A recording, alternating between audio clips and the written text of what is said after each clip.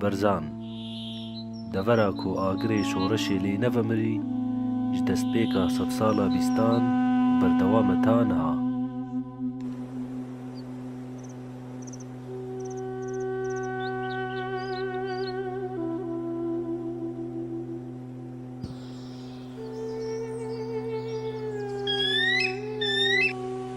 û serfirazî para berzaniyan bû û doza wan gelekî dûr bû.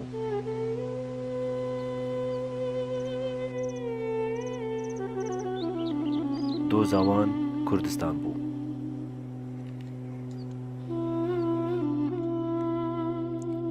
Di çardeyê heyva siyan de di sala 1903 Mele Mustefayê Berzanî hate jiyanê. Di heman sala ku bavê wî Şêx Mihemed çû ber dilovaniya Xwedê. û di wê demê de birayê wî yê mezin Şêx Abdûselam şoreşek li dijî Osmaniyan li dar xist bû. û bi sedema wê Mele Mustefa li gel dayîka xwe hatine girtin û ketine zindana Musilê de. û piştî şehîdbûna Şêx Abdûselam bi destê Osmaniyan Şêx Ehmed şoreşa birayê xwe birêve bir. Li ser daxwaza Şêx Ehmed Mele Mustefa çû Bakurê Kurdistanê. û li wir bi darî Şêx Seîdê Pîran û Abdulqadir Nehrî ket. Ji bo alîkariya Şêx Mehmûd el Hefîd, Şêx Ehmed hêzeke berzaniyan birêxist bi serokatiya Mele Mustefa. Lê heta gihane Slêmaniyê şoreşa Şêx Mehmûd şikest bû û Ingîlîzan ew dîl kirbû. Di salên 1931 û 1932 de gelek şer çêbûn di navbera berzaniyan û hikûmeta Iraqî de. û di encam de artêşa Iraqî gelek qurbanî danîn û hêzên berzaniyan her û her bi ser diketin û nemaza di şerê berqîbek û dilova jî de. Heta ku rêkeftinek hate danîn di navbera wan de. Ji ber lawaziya hoza berzaniyan li hemberî hêza Brîtanî, Şêx Ehmed li gel malên berzaniyan çûne Bakurê Kurdistanê. û piştî demekê hikûmeta Tirkiyeyê ew dûrî hevxistin û beşek ji wan birine Enqereyê. û dûvira ew dane dest hikûmeta Iraqê, diza xwêra.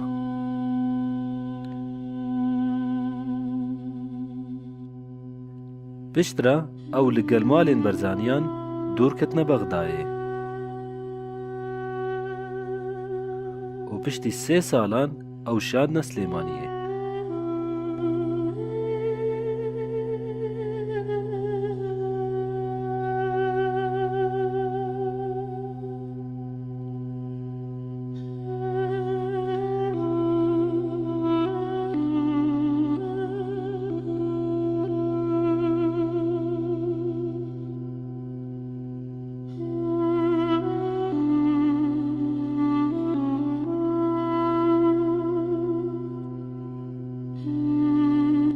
Di şerê cîhanê yê duwemîn de serdariya Ingîlîzan li ser Iraqê kêm bû û ew bû derfetek ji Mele Mustefa re ku bi nehênî û bi alîkariya Partiya Hîwa ji Slêmaniyê derket û çû berzan û li wir millet piştgiriya wî girt û di navbera du heyvan de jmara pêşmergan gihîşte 2000 kesî û hemû bi dil û can pêre bûn.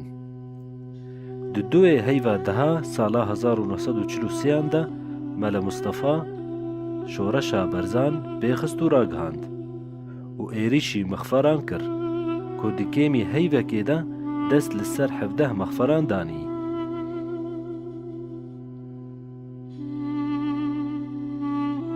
û piştî du mihan hikûmeta Iraqê bi serokatiya Nûrî Seîd leşkerên xwe ji mixferên Mêrgesor û Bilê vekişand û dever hemû hate rizgarkirin.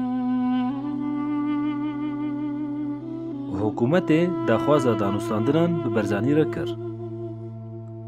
û و گهانە ڕێکەفتنەکێ دناوبەر ئەواندا و هەندێک ji xalên wê ev bûn. Damezrandina Wîlayeta Kurdistan. Zimanê Kurdî zimanê fermî be li vê wîlayetê. Wezîrekî Kurd hebe berpirsê vê wîlayetê be. Lê ev rêkeftin neçû serî ji ber hatina hikûmeta Hemdî Paçaçî û ev rêkeftin bindest kir. Di heştê heyva heştan de sala 1945 hikûmeta Paçaçî ferman da artêşa xwe ku deverên rizgarbûyî bindest bikin û hêzeke mezin amade kir li gel hêza ezmanî ya Brîtanî.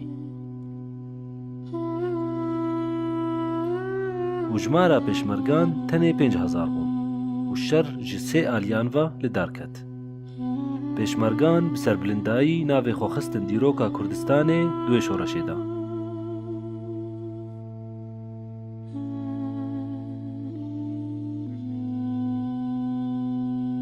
û bi sedan ji hêzên leşkerên Îraqiyan kuştin û gelek ji wan dîl kirin.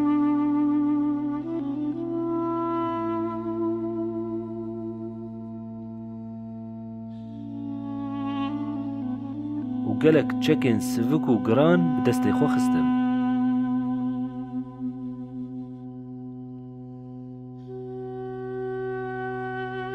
Lê ji ber hindek hozên Kurdî destê xwe xistin destê dijmin de û sozên xwe bi berzanî re binpê kirin, Mele Mustefa şer rawestand ji bo nebê şerê birakujiyê.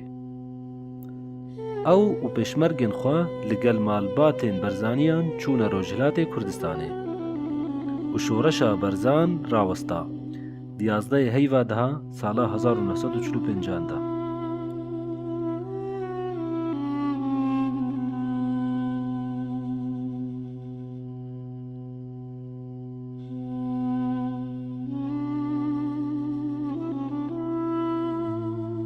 ئێمە ملەتێکی مەزلومی، ئێمە لەگەڵ هەموو عالەمی دنیا شتێکی عەداییمان نییە، لەگەڵ هەموو کەس دۆستی.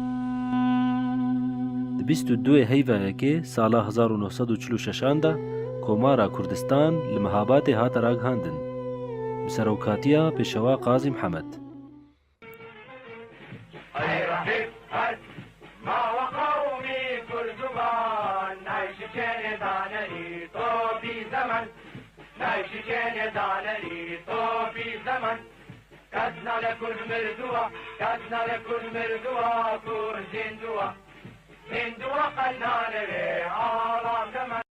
Mele Mustefa li gel pêşmergên xwe têde beşdar bûn û tevlî artêşa Komarê bûn û li hengiya xwe berçav kirin.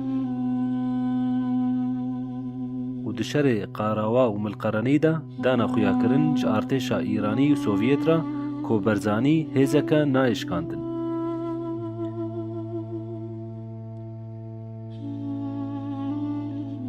Di dehê heyva heşta sala 1946 Partî Demokratî Kurdistan Iraq hate damezrandin bi serokatiya Mele Mustefa Berzanî.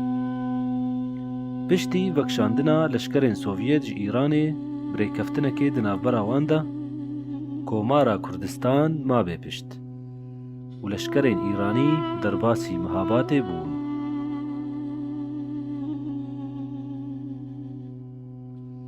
Mele Mustefa pêşmergên xwe kişandin lê dîsa şer li gel artêşa Îranî kir û gelek ziyan gihandnewa û piştî hemû dergeh dirûyê wan de hatine girtin, berzanî li gel hemû malbatan ber Îraqê veçûn.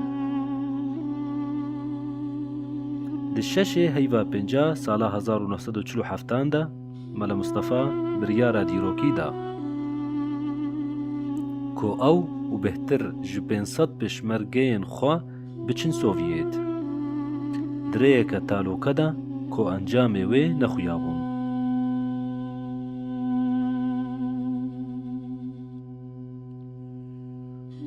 Hinek di Tirkiyeyê de û hinek di Îranê de heta gihane Mako û li wir tûşî hêzeke Îranî bûn lê bi serfirazî derbas kirin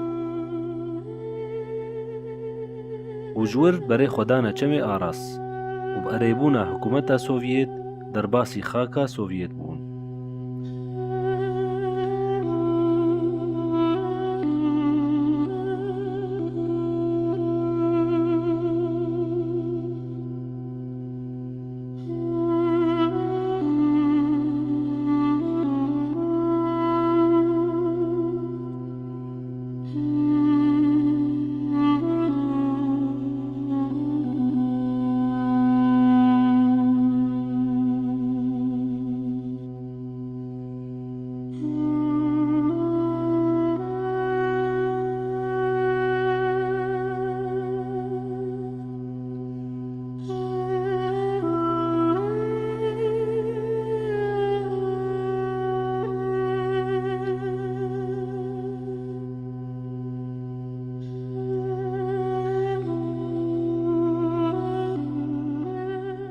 بەرزانی لەگەڵ هەڤالێن خوا 12 ساڵان مانە لە سۆڤیەت. دەستپێکێ ژیانەکە گەلک بزەحمەتی بوڕاندن، دووری هەفکەتن و لە کۆمارێن سۆڤیەت هاتنە بەلافکردن، حتا مرنا ستالین. پشتی خۆرچۆف بوو سەرۆک، مەلە مستەفا سەردانا مۆسکۆیە کرد و دۆزا ملەتێ خوا گەهاندە سەرکردەیەن سۆڤیەت و گەها سەرۆکێ وێ خۆرچۆف بخوا. ئاریکاری بوان ڕەکردن و دەرفەتێن خوێندنێش گەلەکان ڕە پەیدا کردن.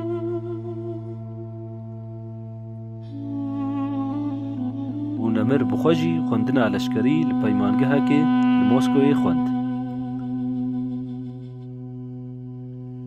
دشۆرەشا تیرمەهێدا و پشتی ڕووخاندنا شاهنشاهیەتێ و ڕاگەهاندنا کۆمارێ لە عێراقێ دەرفەت ژمەلە مستەفا رە چێبوو کۆ ڤەگەرێ و مافێ ملەتێ خوا پێک بینێ. ئەو و چەند هەڤالێن خوا بەرێ خۆدانە مسرێ. و لە قاهیرایێ جەمال عەبدولناسر دیت و پرسگرێکا کوردی ژێرە شیرۆڤە کرد و ناسر بەر بە مافێ کوردان ڤەهات. ji Misrê çûna Iraqê û li Bexdayê Abdulkerîm Qasim serkirdeyê şoreşê pêşwaziya wî kir.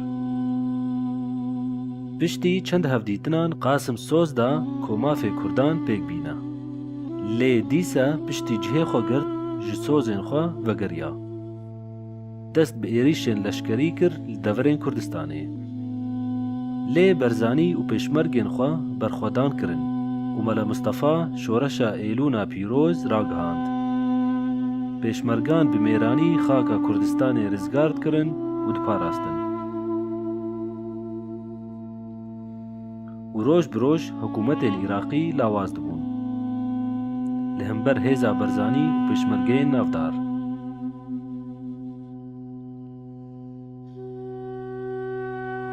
Heta sala 1907 ku hikûmeta Iraqî bêramberî berzanî bêçarma û berzanî otonomî bi dest xist û nûênerê hikûmetê di guftûgoyan de Saddam Husên bû.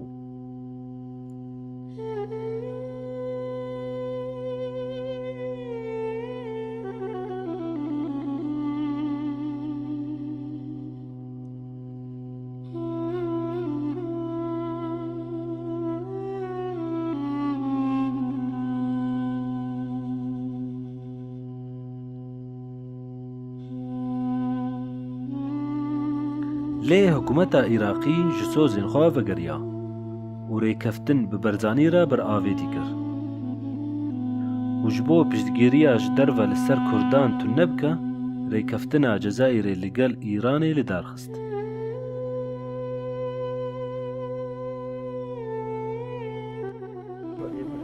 يعني أوانا خائنا خيانة كردوها لشعب كرد ولشعب عرب. يعني سياستك زور غلطيان هي نبو عرب راسا نبو كردش راسا. يعني خويا إنساني مزر وكو أوانا ليرة ظالم وغدار وتعدى على سرهم وكسكن. أواناش نقضي اتفاقي آزاريان بو شتانا زور جاريان كدنا أو هر أوا بزور جاري. بلام إمار تحمل ما كل برخاتي شعب عرب عام بخاتي كرد عرب إما يعني تحمل ما كردو وكو أوان كخيانة يعني كلمة خيانة منك. و شۆرەشە ئێلûنê weke nav bi dawî hat, lê her xebat berdewam bû û berzanî bêhêvî nebû û baweriya wî xurt bû ku wê Kurd bigihîne mafê xwe û xebata wan dîsa xurt bibe. û ji lewra jî piştî çend heyvan çalakiyên leşkerî dest pê kirin li dijî hikûmeta Iraqê.